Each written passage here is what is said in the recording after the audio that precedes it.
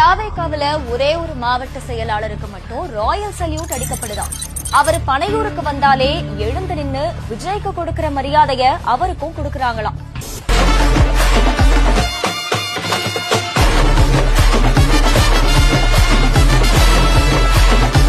தாவேகாவில சென்னை கிழக்கு மாவட்ட செயலாளரா இருக்காரு பாலமுருகன். அந்த கட்சியில இப்ப வரைக்கும் மாவட்ட பொறுப்புகளுக்கு மட்டும்தான் நிர்வாகிகள் நியமிக்கப்பட்டிருக்காங்க. மாவட்டங்களுக்கு கீழே இருக்கிற ஒன்றியம், நகரம், பேரூராட்சின்னு எந்த பதவிக்கும் இதுவரை நிர்வாகிகள் நியமனம் அறிவிக்கப்படல.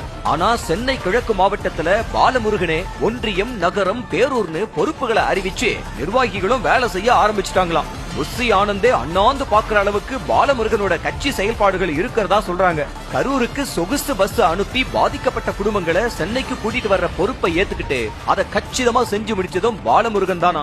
இப்ப அந்த பஸ் கம்பெனி முதலாளியும் பாலமுருகன் கிட்ட கட்சி பதவி கேட்டு சுத்தி சுத்தி வர்றாராம்.